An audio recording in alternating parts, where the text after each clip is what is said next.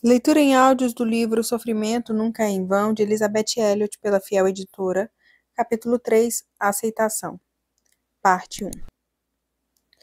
Quero contar uma história que pode ofender algumas de vocês.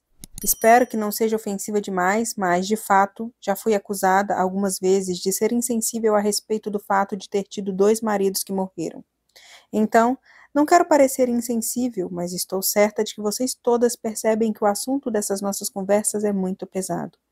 E eis aqui uma história que se encaixa muito bem nesse tópico específico. Alguns anos atrás houve um incidente. Lars e eu estávamos em Birmingham, Alabama. Era um café da manhã e Lars estava procurando o lugar que lhe fora reservado. E lá estava uma senhorinha marcando os lugares de cada convidado nas diversas mesas. Ele e ela conversavam para lá e para cá. Não havia mais ninguém no salão naquele momento. E, de repente, ela se virou para ele e perguntou: Por sinal, qual é o seu nome? E ele respondeu: Bem, eu também sou um Elliot. Ela olhou para ele e disse: Você é o marido da palestrante? E ele respondeu: Sim. E ela disse: Ora, que estranho.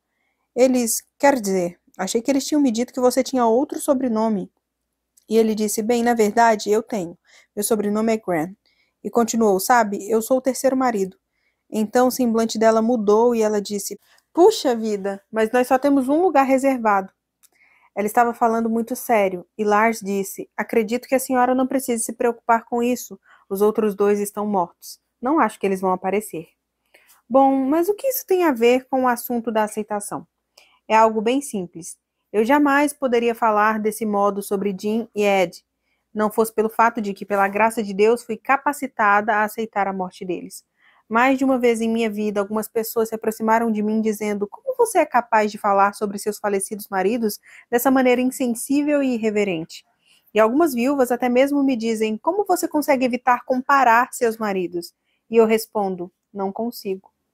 Eu já fiz toda sorte de comparações entre meus maridos, e você pode ter certeza de que eu jamais teria aceitado a proposta de casamento de Lars se ele não houvesse se saído muito bem nessa comparação com os 2 primeiros. Embora eles sejam homens muito diferentes, ao menos todos tinham algo em comum, ou seja, eles gostavam de mim. Mas o fato é que eles são homens com dons muito diferentes. E uma das coisas que Deus trouxe à minha mente, quando eu considerava a proposta de Lars, antes de lhe responder, foi um versículo em 1 Coríntios 12. Os homens possuem dons diferentes, mas é o mesmo Senhor quem executa seus propósitos por meio de todos eles. Creio que a aceitação é a chave para a paz nesse assunto do sofrimento. Como eu disse, o ponto crucial de toda a questão é a cruz de Jesus Cristo. E essa palavra crucial vem de cruz. A cruz é a melhor coisa que já aconteceu na história humana e é também a pior. Aqui, no seu amor, a Escritura nos diz: não que tenhamos amado a Deus aqui no seu amor, não que nós tenhamos amado a Deus, mas ele nos amou e a si mesmo se entregou. Não, aqui no seu amor, Cristo entregou a sua vida por nós. Quando falamos do amor da forma como a Bíblia fala do amor, não estamos tratando de um sentimento tolo. Não estamos falando de uma emoção, de uma disposição de humor ou de uma paixão. O amor de Deus não é um sentimento, é um amor voluntário e inexorável que não ordena nada menos que o melhor para nós. O amor de Deus deseja a nossa alegria.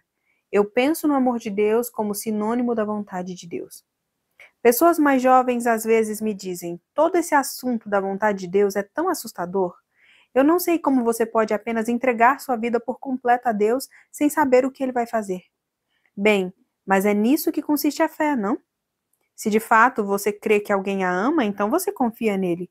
A vontade de Deus é amor, e o amor sofre. É assim que sabemos em que consiste o amor de Deus por nós, pois ele estava disposto a se tornar homem e levar sobre si nossos pecados, nossas dores, nossos sofrimentos. O amor está sempre indissociavelmente ligado ao sofrimento. Qualquer pai sabe disso. Qualquer mãe sabe disso. Talvez antes você soubesse apenas em teoria, mas quando aquele bebê nasce, se a mãe ainda não havia sofrido antes, durante aqueles 9 meses, certamente chegou o tempo em que ela tem de sofrer. E quando aquele bebê nasce e o parto termina, então todas nós que somos mães, sabemos que aquilo é só o começo, não é? E nenhum pai ou mãe consegue imaginar quais mudanças haverá em sua vida, a despeito de quanto tenham lido ou de quanto tenham observado a respeito. mas a presença daquele novo e pequenino ser humano em sua vida muda tudo. E envolve sacrifício um dia após o outro, uma noite após a outra. Mas nem por isso você se prostra e sente pena de si mesma. Não é algo que faz você reclamar e lamentar, exceto talvez de vez em quando. Mas é algo bastante real, não é? É a minha vida pela sua. E isso, senhoras e senhores, é o princípio da cruz. Era isso que Jesus estava demonstrando. A minha vida pela sua. O sofrimento é um mistério. Não é explicado, mas é afirmado. E precisamos nos lembrar de que todo o cristianismo repousa em mistérios. Aquelas de vocês que pertencem a igrejas que usam credos sabem que, ao fazê-lo, vocês estão articulando um conjunto de afirmações sobre a fé, e cada uma delas lida com um mistério. Acaso existe alguém que se chame pelo nome de cristão e que possa explicar a Trindade? Há alguém que possa, por exemplo, descrever a ginecologia do nascimento virginal? Há algum especialista em aerodinâmica que nos possa dizer algo sobre a ascensão de Cristo? Esses são todos mistérios: criação, redenção, encarnação, crucificação, ressurreição. Essas grandiosas palavras-chave da fé cristã são mistérios.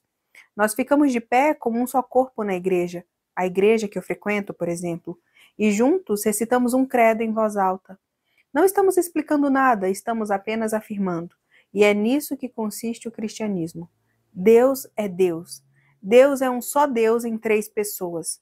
Ele nos ama. Não estamos à deriva numa espécie de caos.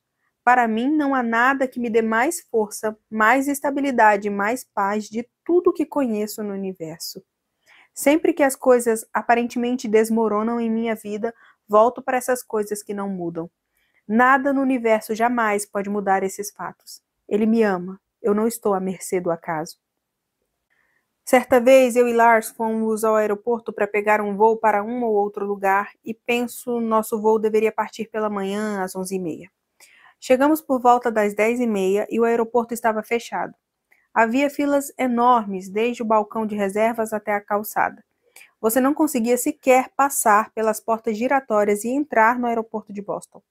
Disseram-nos que todos os voos haviam sido cancelados e que as companhias não estavam assumindo a responsabilidade pela remarcação das passagens. Você tinha de entrar na fila e começar tudo de novo. Para completar, os bilhetes já adquiridos não tinham relevância alguma no tocante à nova reserva. Era uma verdadeira cena de terror e caos. As pessoas estavam aos prantos, irritadas e desanimadas. Era uma bagunça.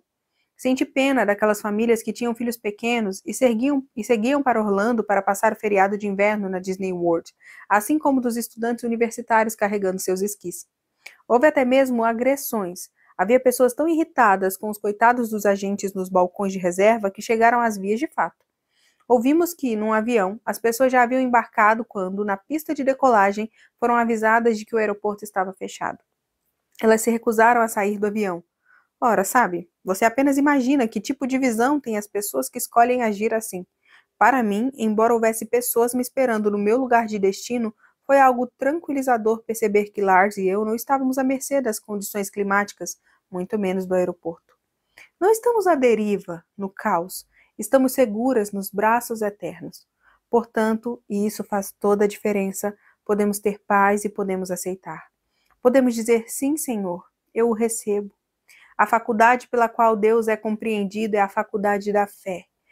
E a minha fé me capacita a dizer, sim, Senhor, eu não gosto do que tu estás fazendo, não o entendo. Tu hás de cuidar daquelas pobres pessoas na outra ponta, a quem eu pensei que falaria neste dia específico.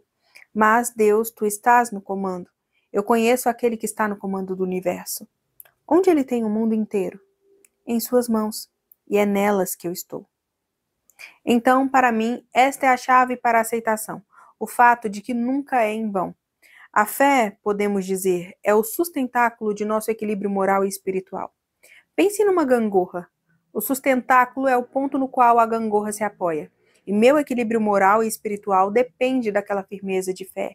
E a minha fé, é claro, se apoia na rocha que é Jesus Cristo. Mas a fé, como o amor, não é um sentimento. Precisamos deixar isso absolutamente claro. A fé não é um sentimento. A fé é uma ação obediente da vontade. Jesus disse repetidas vezes, não vos amedronteis, não temais, não se turbe o vosso coração.